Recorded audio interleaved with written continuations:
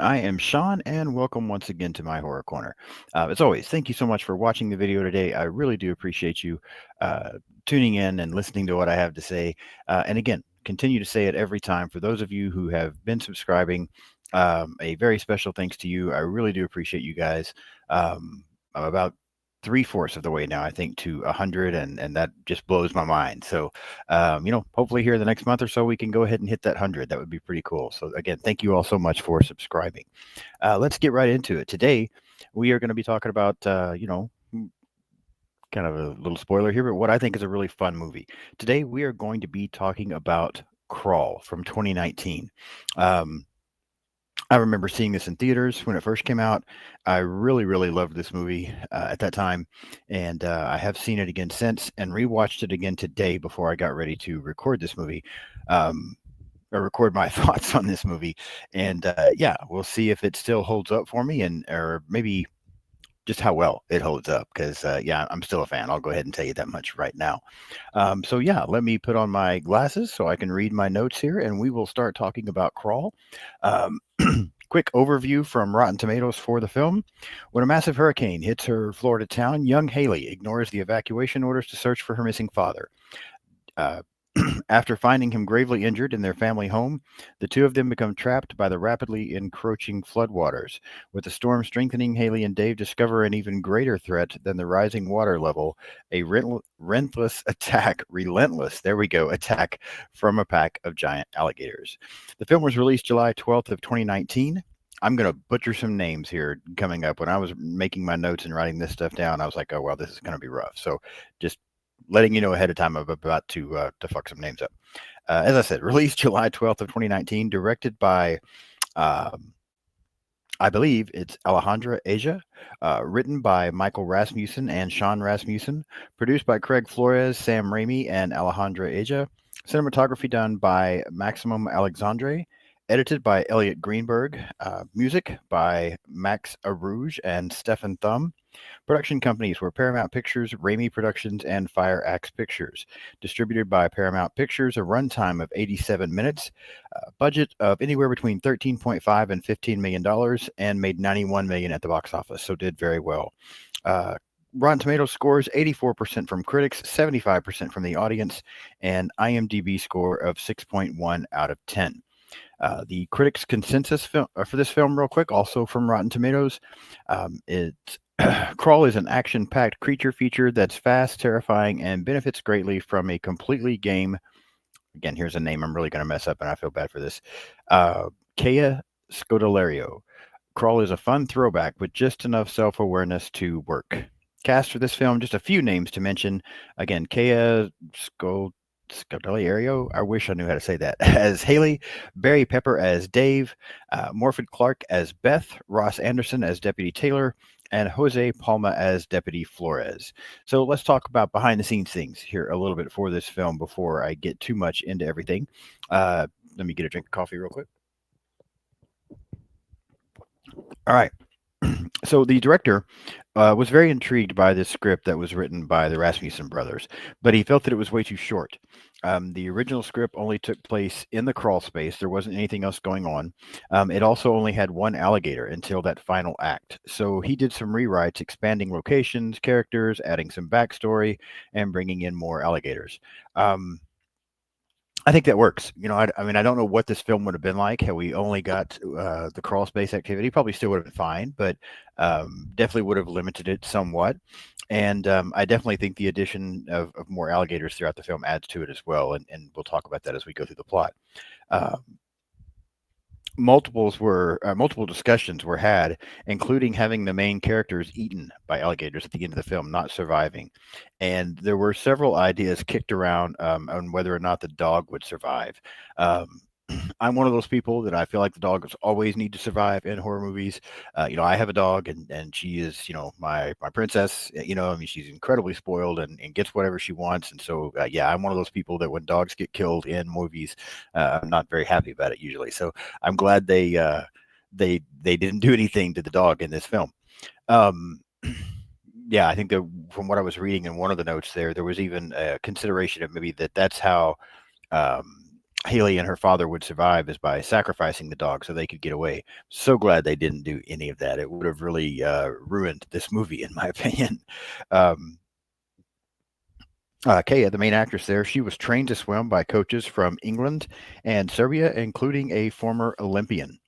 And the production designer, Alan Gilmore, studied documentaries of hurricanes and the effect they could have on houses to make sure that things looked as realistic as possible. That's just a few behind the scenes notes there that we're going to mention. Now let's get ready to walk through the plot. So if you haven't seen this film and you want to see it before listening to me talk about it, I believe this movie is streaming on Pluto, I think is where I saw it streaming. I started to watch it there the other night just because I didn't want to get up and go put a movie in. But sometimes some of these streaming networks are great. I just get tired of the commercials, so I think I'm more ever just kind of let it play for background noise. And then today, popped in my 4K and watched it that way. And I'm really glad I did. I think it looks really good on 4K. So, if you haven't seen this and you want to see it first, then yeah, if you don't own the film, you can find it on Pluto. Just pause this. I always say you don't turn it off completely. Just pause this, go watch the film, and come back. Not a huge runtime. Yeah, less than an hour and a half, 87 minutes. So pause me, go watch your movie, come back, and then you can listen to me talk about this and see if we agree. Otherwise, don't pause me. Just keep going along with me here. Let's get into the plot here a little bit. So, I've broken this down as I talk about I do into a few different sections just to kind of cover a few things. I broke this film down into 5 sections. The first section being the opening of the film. Not a lot really to discuss with this opening. University of Florida swimmer Haley gets a call from her sister warning her about the hurricane and asking if she's heard from their father. We find out their parents are divorced. Haley then ends up kind of trying to weather the storm, heads to her dad's place to try to find him. Along the way, she's warned by state troopers. They can't let her go through. She does anyway. Uh, I mean that's pretty much the opening of this film, and not a lot to say about it. Performances are fine. It's really just setting everything up. There's not too much to talk about, I don't think, as far as this opening, other than that we really get a look at kind of getting an idea of Haley's personality, that she's very driven and that she's going to get things done. That's really about it. Moving, I will say though, in this process, that she gets to this old house. She does not find her dad, but she finds his dog. And she ends up taking the dog. She talks to her sister again. The storm's getting worse, and she decides to go to their old family home. She finds a lot of pictures and things laying around, and they kind of feel like her dad really is not doing well from the time since the divorce and that kind of thing. And so she's going to go to the old family home. Her sister's still telling her no, she needs to get to safety because of the storm, but she decides to go there to take the dog with her and to try one more time to find her father before things get too bad. So then we move into what I would call, my second section, and she gets to this home. Storm is, progressively getting worse. She's looking around. She can't find him for some time, but then she ends up, the dog is barking, and so she ends up finding her dad in this crawl space underneath the house, and it's obvious that he has been injured. She doesn't know exactly what's happened uh, because he seems to be, unconscious. But so she's like, okay, I don't know what's going on here. I'm going to get my dad and try to get him to safety. And that's when she encounters this first alligator. And yeah, I really like this scene. She's placed her dad on something where she can try to drag him out of the crawl space. And as they're getting close to the steps, suddenly this alligator comes busting through. I think it's a good jump scare. I mean, I've seen the movie a few times now, but I still think it looks good. And that's one thing I will say, about this movie. I think this movie looks really good. It's a movie that people could probably nitpick and find things they didn't like or find things that were unrealistic or talk about stuff like that. And I get it. That happens with a lot of movies. I'm just typically not that kind of person. There are some movies that I do that with, but typically I'm not that kind of person. So I like this setup. I like where we're getting now. We got the brief introduction, kind of getting an idea of what kind of person Haley was.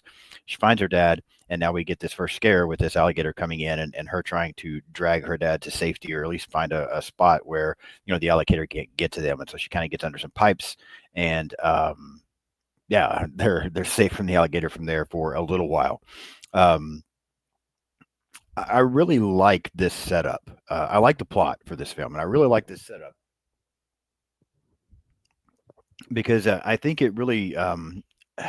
I don't want to say perfect storm because that sounds like I'm, no pun intended there, but it really gets us a good. There's a lot going on, um, but it's not so much going on that you can't follow it. I mean, when you look at this and you've got this hurricane building, I've never I live in Oklahoma. Never had to experience a hurricane, but I do have to deal with tornado bullshit from time to time, and tornado warnings and people freaking out about that and trying to get to shelters and things. And so I get it. I get the storm fear that comes in, and I won't lie. I think it more depends on, not to get off on an entirely different subject, but um, I think it almost kind of depends on what kind of mood I'm in at the time. There are sometimes I'm hearing that we've got, tornado warnings and stuff going on, and I'm like, yeah, whatever, whatever.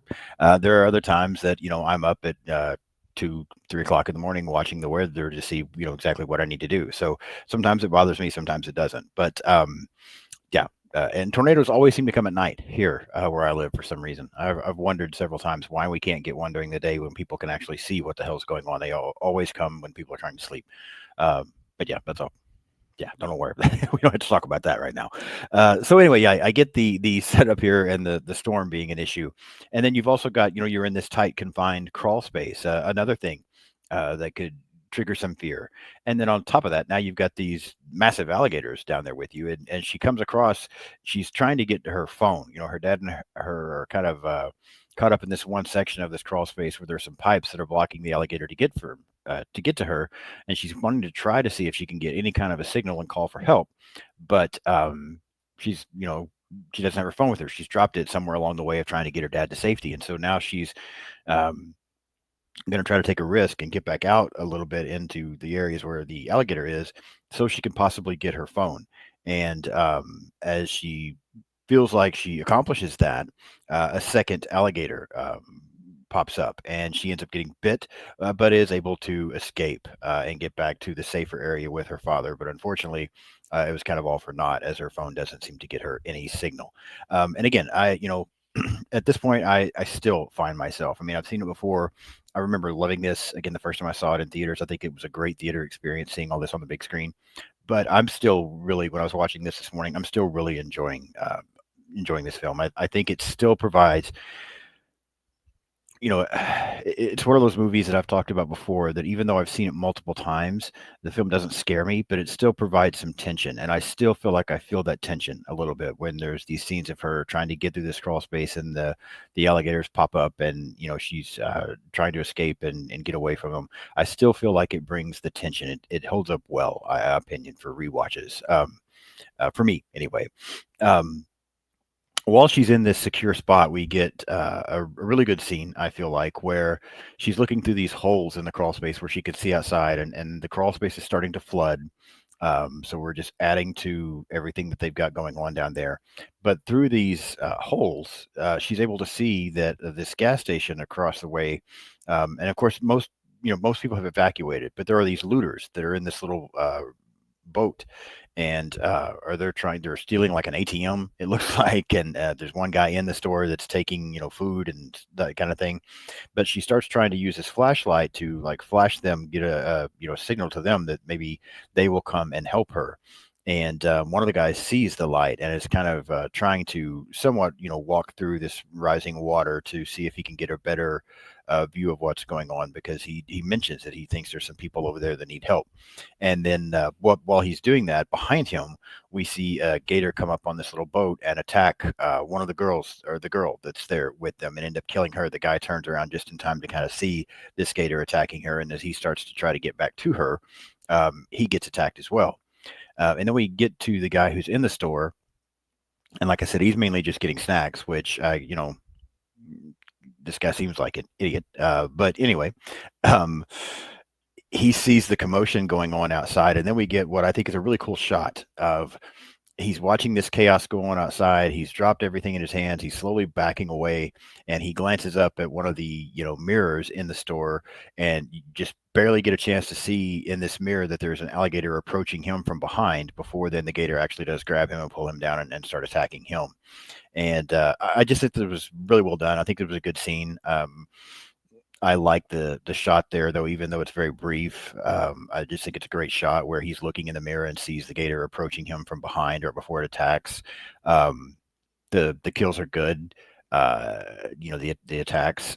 Yeah, I'm still really enjoying this film at this particular time, and then we get back to Haley, and she sees this attack go on as well. So she's like, "Damn, we thought maybe we were going to get some help, but this is just getting worse." Um, we also get some bonding between Haley and her father through a lot of this. We find out that she had blamed herself for her parents divorcing because her dad was her swim coach, and the two of them were gone quite a bit to swim meets and things like that, and the mother felt abandoned. I guess it's kind of the impression, just like nobody had time for her. Haley blamed herself for their divorce because of this kind of thing. Her father tells her, that the kids, Haley and her sister, were the reason that they were staying together because once the kids moved on and moved out, the parents just had nothing in common. And even though there was two people living in the same house, they just both felt very alone and ended up going their separate ways. But we just get some. We can see that Haley's very upset with her dad about some things, and we kind of start to get maybe some healing in that relationship and some bonding going on there. That's also kind of cool for the film as well, and makes you care a little more about the characters. Um, then we have the two of the state troopers arrive to try to look for them because they know that Haley had pushed on against their advice and tried to get to her dad, and so they arrive at this home.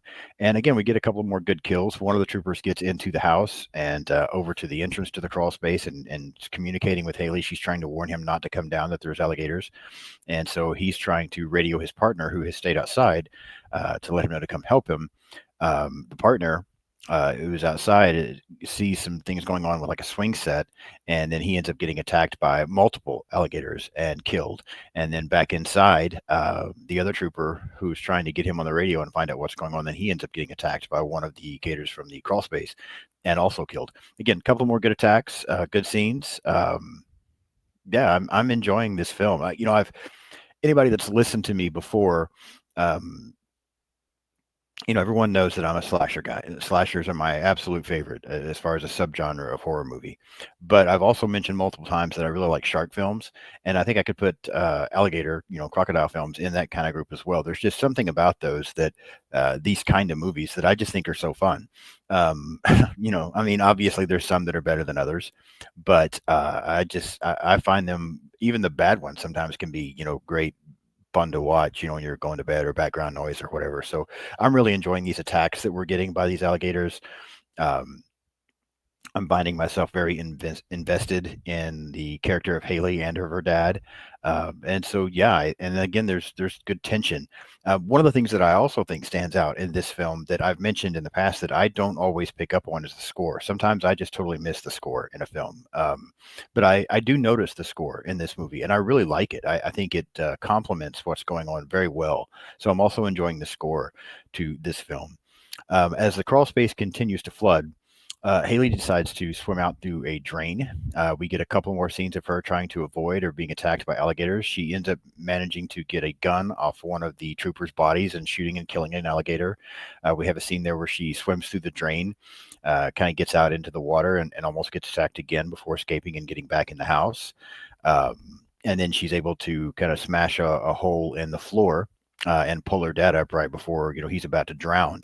And so it looks like Haley and her dad and the dog have all escaped this house, and now they can get out. But as they get outside and they continue to see how bad the storm has gotten and the flooding that's everywhere, they decide to try to make it across to this boat where these looters had, and use this boat to then try to get to safety.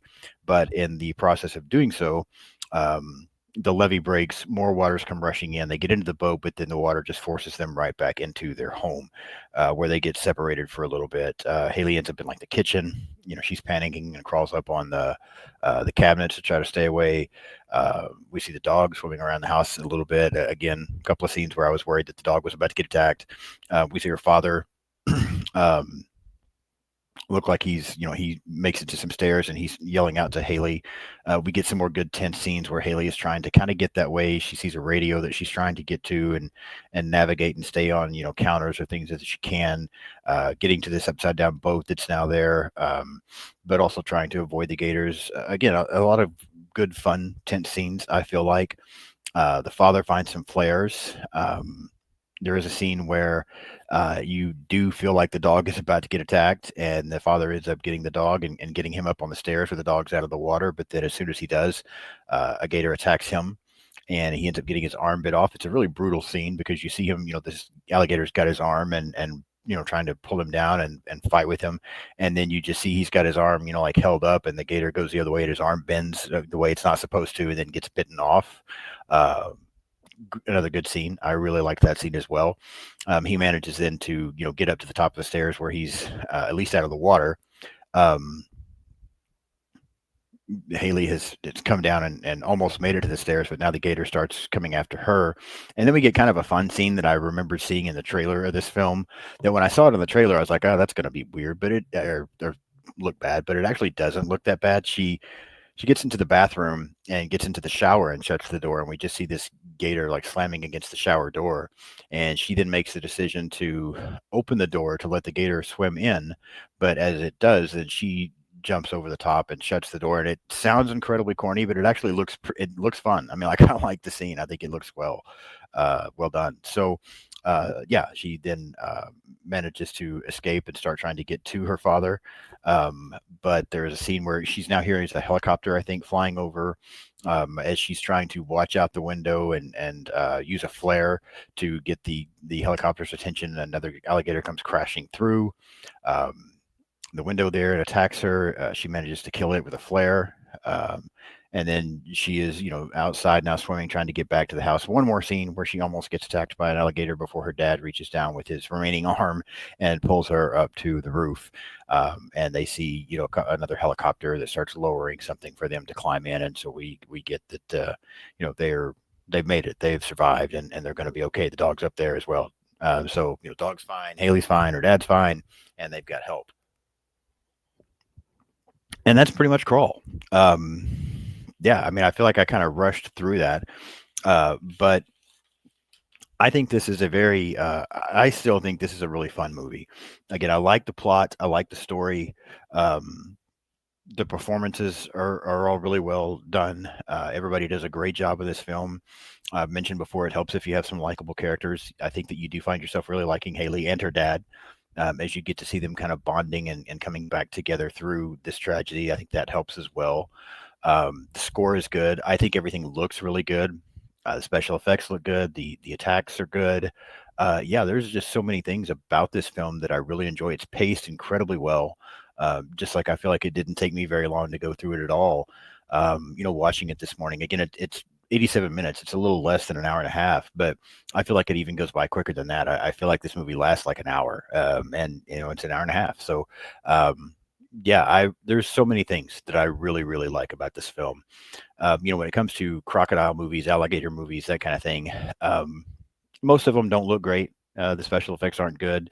I really do like the first Lake Placid movie, but I think when it comes to alligators and crocodiles, this is my favorite that I've seen so far of that subgenre of movies. I have heard that there is a sequel coming. I don't know when, but I'm in. I'm very curious to see what would happen next, or what they choose to do next. I don't know that you could continue it with these characters. It's probably going to have to be something completely different, but hopefully it'll hold up and still be entertaining. Yeah, I really like this movie. Obviously, I think there's so many good things about it. It's a fun time, looks good, performances are good, story's good, score's good, pacing's good. I mean, I like everything about this movie. So I'm a huge fan of Crawl. For my scale of 1 to 10, I've said a few times, a lot of times because I'm such a slasher guy, I tend to reserve. I don't typically give out nines and tens to anything that's not a slasher. Um, it doesn't happen because slashers are my favorite, right? But there are a few exceptions here and there, and I think this is one of them. For me, Crawl is a 9 out of 10. I really, really enjoy this film. Um, yeah, so many things. I don't have anything bad to say about it. I really, really like this movie. Um, yeah, it may not be perfect, but it's pretty close. Yeah, I think to not be a slasher, this is about as much as I can like a movie that's not a slasher. So really enjoy Crawl. 9 out of 10 for me. I want to know what you think. If you've seen Crawl, I want to know if you like it as much as I do. Do you not like it? What do you think about everything that I've talked about so far, or that I've talked about in this movie? So leave me some comments. Hit the like button on the video and leave me some comments letting me know your opinion of Crawl from 2019. Also, if you haven't subscribed yet, please do so. I had set a goal. I'll go ahead and say it now. I wasn't going to mention it at all, but I'm going to go ahead and talk about it. I had set a goal. I just started this YouTube channel late last year, and I had set a goal earlier this year because, getting started, it was things were a little slow as far as building up numbers. And I don't do this for numbers. I don't do this to see, I do it because it's fun. It's not about the numbers for me. It's about this is fun. I love horror. I love talking about horror. A friend of mine just told me last night they had mentioned some movie, and I was like, yeah, it might be okay. And they're like, all you watch is horror. You really don't watch anything else anymore. And for the most part, that's almost true. But I love it. Occasionally, I'll watch something else, but most of the time, it's horror for me. So, um, uh, totally forgot where I was going. Oh, yeah, I just do this because it's fun, and I love horror movies, and I love talking about horror. But yeah, if the channel can continue to grow and get big, that would be an added bonus. And so earlier this year, I set a goal to see if I could possibly get to 100 by the end of the year. I thought that would be tough. I thought it would be very difficult to hit that number by the end of the year. But now, we're halfway through the year and I'm three-fourths of the way there. And that's just so, I'm so overwhelmed with appreciation, but at the same time, it's fun, it's exciting, and it makes me want to continue and keep going and maybe see how much this can grow. So, if you haven't subscribed yet, said all that to say this: if you haven't subscribed yet, please do so. Recommend the channel. Tell your friends about it. Get them to subscribe. Follow me on social media. I'm on Blue Sky. I'm on Instagram. I'm on Threads. Um, TikTok, X. Yeah, follow me. You can just search Sean's Horror Corner and find me on just about everything. That way, I think X is the only thing that's a little bit different. It's just my Horror Corner. But yeah, give me a follow on social media. I do try to follow back as much as possible. Um, I post videos every Tuesday, or excuse me, every Monday and Thursday. I always try to put the links on social media and advertise that. So feel free to share those links and help me spread the word and get this out there. And, uh, you know, uh, help me see if I can go ahead and reach that 100 goal that I have for the year early and then move on and start trying to figure out what the next goal will be. But yeah, again, thank you so much for watching today. I really do appreciate your support, your attention. The horror community is so great. There have been so many very encouraging people out there. I've met some amazing people out there. I do have some more episodes coming up with guests. Now, my next episode, I'll go ahead and tell you now, I'm going to be back in a few days to talk about Paranormal Activity. That's a movie that I'll kind of a spoiler alert, I guess. I mean, I don't want to really, get into that already, but has grown on me. The first time I saw it, I was not a fan. I won't tell you how big a fan I am now, but I will say that it's grown on me a little bit. So I'll be talking about that in my next episode. And then got a lot of fun stuff coming in July. I've got a lot of guests that are going to be on with me. My friend Bo from Critic After Dark is going to come on and talk about Maniac with me. My friend Aaron from A&B Horror Movies, he and I are going to discuss 28 Days Later. I know 28 Years Later has been out in theaters now. Highly recommend people go see it. But Aaron and I are going to go back and talk about 28 Days Later. My friends Robbie and Kaylee from That Horror Couple and I are going to talk about The Substance. I'll be meeting again with Brendan and Sam from Our Life in Horror as we continue to go through the Hatchet franchise. We'll be talking about Hatchet 3.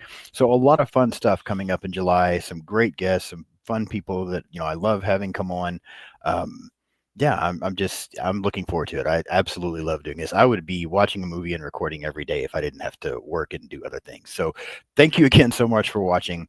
If you haven't subscribed, please do so. And like I said, I'll be back and see you in a few days to talk about Paranormal Activity. Thank you so much.